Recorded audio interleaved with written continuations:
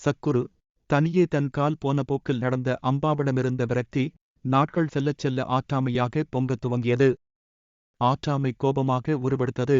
கோபம் வெறியாக மாறியது. அந்த வெறி எப்படியாவது பழிவாங்க வேண்டும் என்ற தணியாத தாகமானது. இப்படியே தொடர்ந்து ஒவ்வொரு இடமாக பீஷ்மரை கொல்வதற்கு தகுந்த வீரனை தேடினாள். ஆனால் பீஷ்மரின் வலிமையை அனைவரும் அறிந்திருந்ததால் ஒருவரும் முன்வரவில்லை. வீரம் மட்டுமின்றி ஒருவரமும் பீஷ்மருக்கு பக்கபலமாக இருந்தது. தந்தை சாந்தனுவுக்காக தன் வாழ்நாளில் திருமணமே செய்து கொள்ள மாட்டேன் என்ற சபதமேற்று தன் ஆண்மையை தியாகம் செய்த பீஷ்மருக்கு சாந்தனு ஒரு வரமளித்திருந்தார். இன்று எனக்காக நீ ஏற்றுக்கொண்டுள்ள தியாகத்திற்காக உனக்கு ஒரு வரம் தர விரும்புகிறேன். நான் கடந்த 18 ஆண்டுகளாக பிரம்மச்சரியத்தை கடைபிடித்து தவவாழ்வை வாழ்ந்திருக்கிறேன். இதனால் எனக்கு கிடைத்திருக்கும் யோக்கியதை, எனக்குள் சேர்ந்திருக்கும் சக்தி, இவைகள் அனைத்தையும் பயன்படுத்தி உன் மரணத்தை நீயே நிர்ணயிக்கும் வரத்தை வழங்குகிறேன். நீ எப்போது இறக்க வேண்டும் என்பதையும் தேர்ந்தெடுக்க முடியும். இப்படி ஒரு வரமும் தன்னிகரற்ற வீரமும் நிறைந்த பீஷ்மரை எதிர்த்து நிற்க யாரும் விரும்பவில்லை. பீஷ்மருடன் மோதும் பரசுராமர். தன் முயற்சியில் சற்றும் மனம் தளராத அம்பா பரசுராமரை தேடிக்கொண்டு சென்றாள். பீஷ்மருக்கு போர்க்கலைகளை, குறிப்பாக வில்வித்தையை கற்றுக் கொடுத்தவரே பரசுராமர்தான். பரசுராமரை பார்த்ததும் நெடுஞ்சான்கடையாக விழுந்து வணங்கி தனக்கு நிகழ்ந்த அவலத்தை எடுத்துச் சொன்னாள் அம்பா. பரசுராமர், கவலை வேண்டாம், உன் வாழ்க்கையை நான் சரிசெய்கிறேன் என்றவாறு தன்னை வந்து சந்திக்க பீஷ்மருக்கு அழைப்பு விடுத்தார். வந்ததும் நெடுஞ்சான்கடையாக விழுந்து வணங்கினார் பீஷ்மர். இதுவரை நீ சத்தியத்தை காப்பாற்றியது போதும். இந்த பெண்ணை திருமணம் செய்து கொள் என்றார் பரசுராமர். முதன்முறையாக பீஷ்மர், நீங்கள் என் குரு. என் தலையை கேட்டால் இப்போதே தந்துவிடுவேன். ஆனால் நான் கொடுத்த வாக்கை மட்டும் மீறச் சொல்லாதீர்கள். என் சத்தியத்தை நானே உடைக்க முடியாது என்றார். மகாபாரதம் முழுவதிலும் இப்படிப்பட்ட மனிதர்களை நாம் சந்திக்கப் போகிறோம். ஒருமுறை வாக்கு கொடுத்தால் அதை எதற்காகவும் எப்போதும் மீறமாட்டார்கள். என்ன நடந்தாலும், என்ன கிடைப்பதாக இருந்தாலும் சரி, தலையே போவதாக இருந்தாலும் சரி, அவரவர் கொடுத்த வாக்கை காப்பாற்ற வேண்டும் என்பதையே முதன்மையானதாக வைத்திருந்தார்கள். மகாபாரதம் முழுவதிலும் இப்படிப்பட்ட மனிதர்களை நாம் சந்திக்கப் போகிறோம். ஒருமுறை வாக்கு கொடுத்தால் அதை எதற்காகவும் எப்போதும் மீறமாட்டார்கள். என்ன நடந்தாலும், என்ன கிடைப்பதாக இருந்தாலும் சரி, தலையே போவதாக இருந்தாலும் சரி, அவரவர் கொடுத்த வாக்கை காப்பாற்ற வேண்டும் என்பதையே முதன்மையானதாக வைத்திருந்தார்கள். எப்படியாவது உயிர் வாழ்ந்தால் போதும் என்ற நிலையிலிருந்து நாகரிகம் என்பதை நோக்கி சமுதாயத்தை நகர்த்திச் செல்ல மக்கள் முயன்று கொண்டிருந்தார்கள். இந்த முயற்சியில் ஒருவரது வார்த்தைக்கு மிக முக்கியமான இடம் இருந்தது.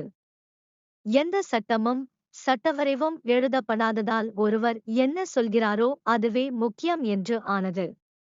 நான் ஏதாவது சொன்னால் அதை செய்ய வேண்டும். என்ன விலை கொடுத்தாலும் சரி. பொதுவான ஒரு சட்டம் என்பது இல்லாத நிலையில் ஒருவர் கொடுக்கும் வாக்கே அவரை கட்டுப்படுத்தும் சட்டமாக இருந்தது. பரசுராமருக்கு கீழ்ப்படியாமை என்பது ஏற்றுக்கொள்ள முடியாத ஒன்று.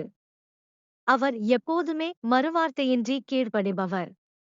பரசுராமரின் தந்தை பரசுராமரிடம் அவரது சகோதரர்கள் மற்றும் தாயாரின் தலையை கொய்ய சொன்னபோது மறு சிந்தனை இல்லாமல் 4வரின் தலைகளையும் எடுத்துவிட்டார்.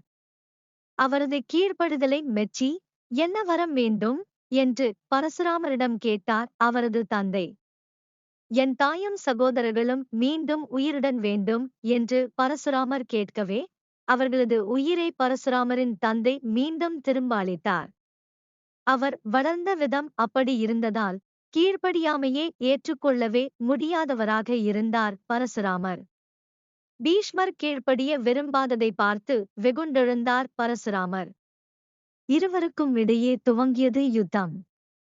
ஒருவருக்கொருவர் சளைக்காமல் சமபலத்துடன் தொடர்ந்து மோதினார்கள். தான் அறிந்திருந்த வித்தைகள் அனைத்தையும் பீஷ்மருக்கும் கற்றுத்தந்திருந்த பரசுராமர் பீஷ்மரை வெல்வது சிரமம் என்பதை உணர்ந்தார். தொடர்ந்து நாட்கணக்கில் நீடித்த யுத்தத்தில் இருவருமே ஒருவரையொருவர் வெல்ல முடியாது என்பதை உணர்ந்தார்கள். இதனால் நீ வேறு யாரையாவது தேட வேண்டிய நேரம் வந்துவிட்டது என்று அம்பாவிடம் தெரிவித்துவிட்டு விலகிக் கொண்டார் பரசுராமர். கார்த்திகேயனின் வரம். பனி போர்த்திய இமயமலைப் பகுதிக்கு சென்று தவத்தில் ஆழ்ந்தாள் அம்பா. வீரத்திற்கு பெயர் பெற்றிருந்த சிவமைந்தன் கார்த்திகேயனை நோக்கி தீவிரமாக தன் சாதனாவை தொடர்ந்தாள். அம்பாவின் மனதில் கார்த்திகேயனால் மட்டுமே பீஷ்மரை வெல்ல முடியும் என்று தோன்றியிருந்தது. தீவிர தவம் கார்த்திகேயரை அம்பாவின் முன் வரச் செய்தது. நீங்கள் எனக்காக பீஷ்மரை கொல்ல வேண்டும் என்றாள் அம்பா. நான் உயிர்களைக் கொன்ற காலம் கடந்துவிட்டது என்றார் கார்த்திகேயர். கார்த்திகேயனின் கதை உங்களுக்கு தெரியும்தானே? நீதியை நிலைநாட்டத்திற்கு நோக்கி வந்த கார்த்திகேயன் தன் கண்ணில் பட்ட அநீதிகள் அனைத்தையும் துவம்சம் செய்தார். கர்நாடக மாநிலத்தில் சுப்பிரமணியா என்று அழைக்கப்படும் இடத்திற்கு வந்து சேர்ந்தவர் இரத்தம் தோய்ந்த தனது வாளை கடைசியாக கழுவி, இந்த வாள் இனி இரத்தம் பார்க்காது என்றவாறு போரைக் கைவிட்டு மலை மீது ஏறினார். குமார பர்வதம் என்று இப்போது அழைக்கப்படும் இந்த மலை மீதுதான் தனது உடலையும் விட்டார். உடலற்ற நிலையில் அம்பாவின் அழைப்பை ஏற்று வந்த கார்த்திகேயர், என்னால் இப்போது பீஷ்மரை கொல்ல முடியாது. ஆனால் உன் அவலநிலையை போக்கவும் உன் பக்திக்காவும் ஒரு வரம் அளிக்கிறேன் என்றவாறு ஒரு தாமரை மாலையை அளித்து, இந்த மாலையை அணிபவரால் பீஷ்மரை கொல்ல முடியும் என்றார். தொடர்ச்சியை அடுத்த காணொளியில் காணலாம். நன்றி.